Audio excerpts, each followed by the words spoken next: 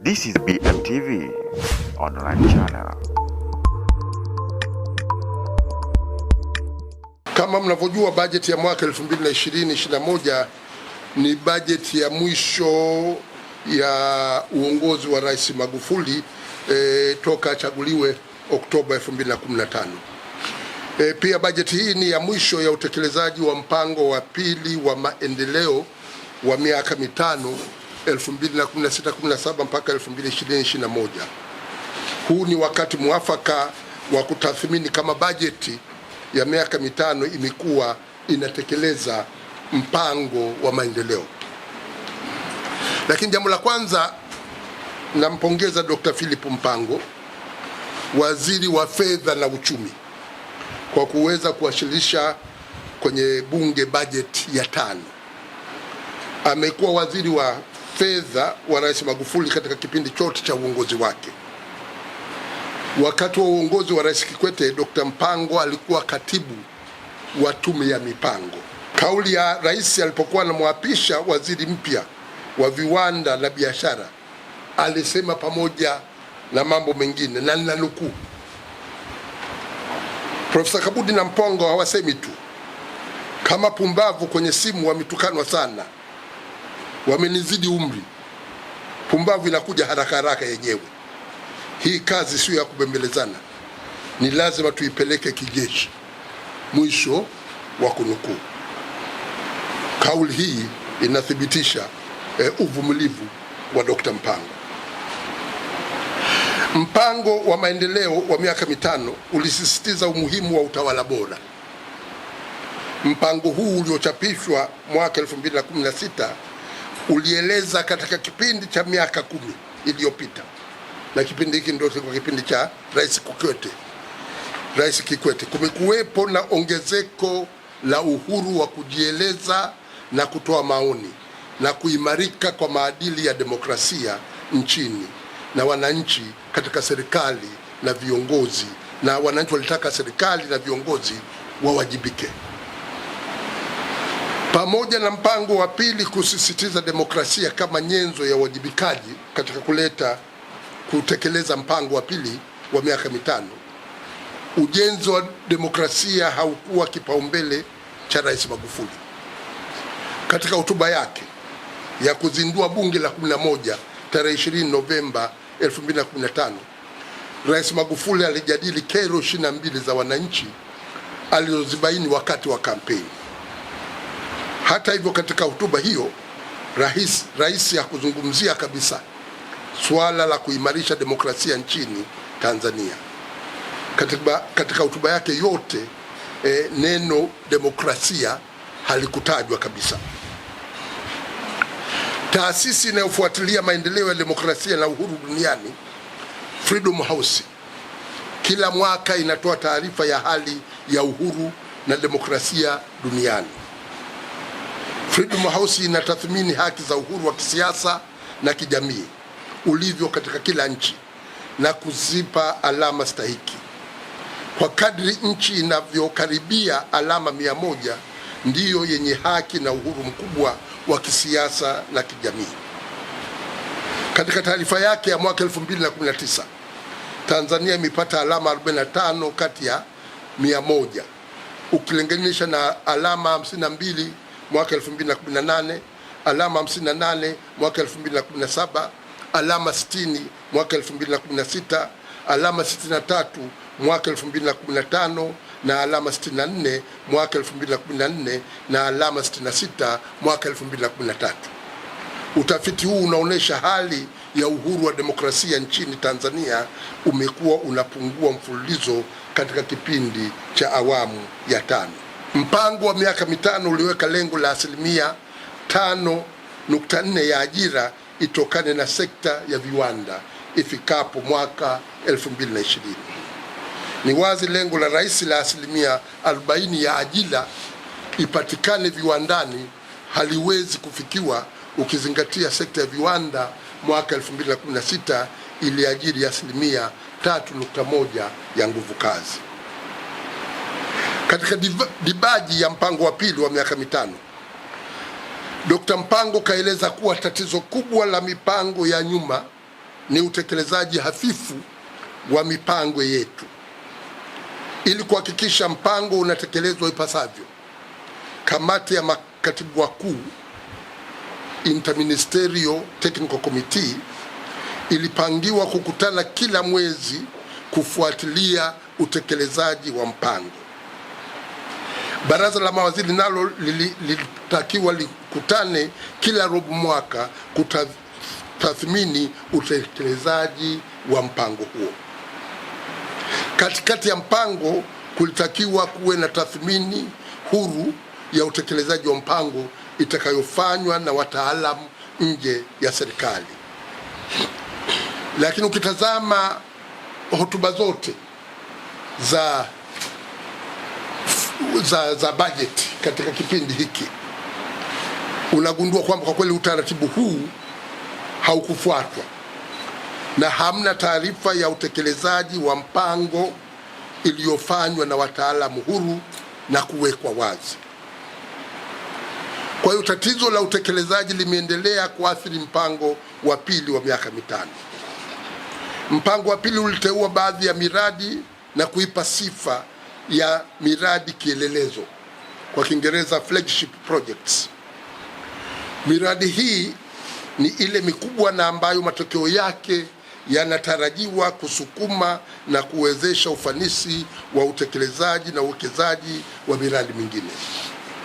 Miradi hii ilibainishwa katika kitabu cha mpango wa pili wa maendeleo ni mradi wa makaa ya mawe Mchuchuma, mradi wa chuma Liganga, maeneo maalum ya uwekezaji ikiwemo Bagamoyo na bandari yake, Mtwara na bandari yake, Mwanza na Kigoma, kituo cha biashara na huduma Kurasini, ujenzi wa reli ya kati na matawi yake kwa kiwango cha standard gauge, mji wa kilimo Mkulazi, ufufuaji wa shirika la taifa la ndege na kusomesha vijana wengi katika fani na ufundi stadi unaohitajika katika maeneo ya kipaumbele. Mpango mkubwa wa kufufua umeme Stiegler's Gorge hauko kwenye mpango wa pili. Sasa ukiutazama mpango wa pili wa miaka mitano hauna mpango huu wa kujengwa bwawa la kuzalisha umeme, lakini mpango ulianzishwa katikati ya mradi huu wa kufua umeme ulianzishwa katikati ya mpango. Miradi iliyokuwemo kwenye mpango wa kwanza haikutekelezwa na kuhamishiwa mpango wa pili na bado haijatekelezwa. Miradi hii ni kwa mfano ni pamoja na bandari ya Bagamoyo na vile vile eneo lake la uwekezaji na mradi wa chuma Liganga. Kwa hiyo kuna miradi ya mpango wa kwanza wa miaka mitano ambayo ilipewa kipaumbele ikahamishwa itekelezwe kwenye mpango wa pili, lakini mpango wa pili tunaelekea mwisho, pia miradi hiyo haikutekelezwa. Katika utekelezaji wa mpango, bajeti ya maendeleo ilitarajiwa kuwa ya wastani wa shilingi trilioni 11.8 kila mwaka. Matumizi halisi yamekuwa ya wastani wa shilingi trilioni 8.3 katika miaka minne ambayo tayari imeshapita. Matumizi halisi ya bajeti ya maendeleo yamekuwa shilingi trilioni 8.3 ukilinganisha na shilingi trilioni 11.8 zilizopangwa ziwe sehemu ya utekelezaji wa mpango huo kwa upande wa serikali. Kwa hiyo fedha zilizokuwa zimetengwa kutekeleza mipango ya maendeleo zilizopatikana ni sawa na 70% ya zile zilizokadiriwa ziweze kupatikana wakati wa kutekeleza mpango huu. Utaratibu mzuri ungezingatia kutekeleza miradi midogo na ya kati kama vile kufua umeme megawati 600 Mtwara kwa kutumia gesi, wakati serikali inajipanga kutekeleza mradi mkubwa wa Stiegler's Gorge. Fedha za uhakika za mradi hazipo, bali zinategemea kutengewa katika bajeti ya kila mwaka. Sasa ukitazama bajeti ya maendeleo, kimsingi bajeti ya maendeleo inategemea mikopo ya ndani na ya nje. Mapato ya serikali ambayo zaidi yanatokana na kodi, lakini pia mapato yasiokuwa ya kodi na mapato ya halmashauri. Kwa mfano mwaka 2015-16 mapato ya ndani na halmashauri, ukitazama ile budget speech ukurasa wa 154 ukayafanyia uchambuzi, mapato ya ndani na halmashauri ni shilingi trilioni 14.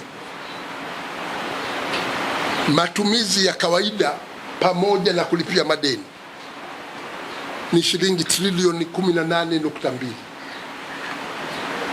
Kwa hiyo unajikuta kwamba tayari katika bajeti ya kawaida, recurrent budget ya kawaida, unakuwa unatazama mapato yako na matumizi ya kawaida ambayo kila mwaka unabidi uyatumie na kulipa madeni.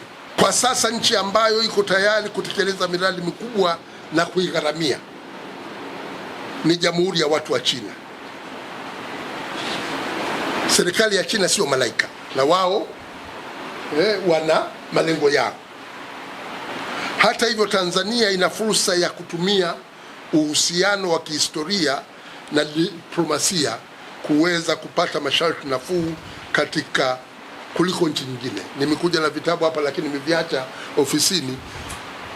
Mwalimu Nyerere, maandishi ya Mwalimu Nyerere yako katika volume ngapi? Hamna watu wanaosoma Mwalimu Nyerere hapa. Mwalimu Nyerere, hotuba zake na maandiko yake yako kwenye volume 4. Volume kwa Kiswahili sahihi utahitaji vitabu vinne, vile vitabu vikubwa vinne. Wachina wametafsiri volume 4 zote hizo kwa heshima ya Mwalimu Nyerere. Vimetafsiriwa Kichina. Wachina wanasoma maandishi ya Mwalimu Nyerere. Hapa sisi hatuna habari hata kwamba kuna volume ngapi ambazo maandishi ya Mwalimu Nyerere yamekusanywa. Wachina wanasoma. Nilikuja na volume za Kichina, nilipewa kama kumbukumbu, adhuru siwezi kusoma Kichina. Nilikuwa nizionyeshe hapa, lakini sasa nimeziacha ofisini hapa. Kwa nini nasema hivyo? Pana uhusiano maalum kati ya Tanzania na Uchina. Rais Xi Jinping alipoingia madarakani, nchi ya kwanza kuitembelea ilikuwa Urusi. Nchi ya pili alikuja Tanzania, na sisi hatuuzi mafuta, hatuuzi vitu vingi Uchina. Lakini nchi ya pili aliyokuja ni Tanzania kwa sababu ya historia ya Mwalimu Nyerere na mahusiano mazuri na Jamhuri ya Watu wa China. Tanzania, ukitazama kwenye hizi takwimu za kimataifa, inaonesha sisi hatupimi, lakini tunasema kwamba ugonjwa umepungua. Sasa kama hatupimi, tutajuaje ugonjwa umepungua? Unaweza ukawa na malaria ukanywa mwarobaini ukapata nafuu, lakini kujua kwamba malaria imekwisha inabidi upime. Tumechukua hatua nzuri kabisa kwamba lockdown hapana, sawa, na hatuna sababu ya lockdown ukizingatia hali halisi ya Tanzania. Waziri kaeleza serikali imefunga maabara mpya yenye mashine 5 zenye uwezo wa kupima sampuli 1800 kwa siku. Ni vyema tukajiunga na jumuiya ya kimataifa kupima COVID-19 na kutoa taarifa ya vipimo hivyo.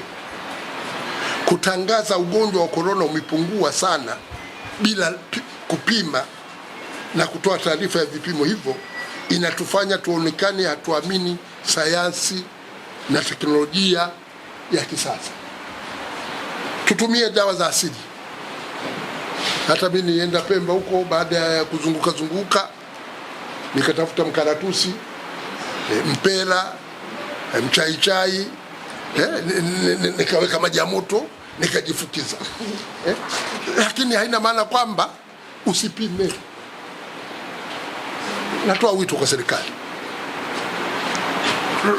Kuna mambo mengine kwa kweli sisi tuna sababu nzuri zaidi za kuweza kuwaeleza wengine. Jamani, huu ugonjwa huu tunamdhibiti katika hali hii, na hatukufunga watu hawakuwa katika lockdown. Lakini tupime, tujue wangapi wameambukizwa, tuweze kuboresha ushirikiano wa kimataifa. Ushirikiano wetu na taasisi na nchi washirika katika maendeleo kiasi umedorora. Mpaka hivi sasa Tanzania haijapata msaada toka Benki ya Dunia na Shirika la Fedha la Kimataifa kukabiliana na janga la corona. Waziri ameeleza kwamba tumepata msamaha kidogo wa madeni, wa kulipia madeni, lakini msaada wa kushughulikia ugonjwa wa corona mpaka hivi sasa Tanzania haijapata. Kenya wamepata msaada kutoka Benki ya Dunia, Rwanda wamepata msaada kutoka Benki ya Dunia, Kenya wamepata mkopo wenye masharti nafuu kutoka IMF, Rwanda wamepata, Uganda wamepata, na nchi nyingi tu za Kiafrika. Lakini Tanzania bado hatujapata, na Tanzania tuna haki ya kupata allowed dola bilioni 272, dola milioni 272 kutoka IMF, msaada wa masharti nafuu kushughulikia na athari za corona. Hii ni zaidi ya shilingi bilioni 600, jambo ambalo tunaweza tukalipata ikiwa tutakuwa na mahusiano mazuri na Shirika la Fedha la Kimataifa. Na mkopo huu ni haki ya nchi, na hauna riba, na utaulipa baada ya miaka 5 mpaka 10. Kwa hiyo ni kitu ambacho kinaweza kikakusaidia katika sekta ya afya, na vile vile katika kuweza kulinda fedha zetu za kigeni, tuwe na fedha za kigeni za kutosha. This is BMTV online channel.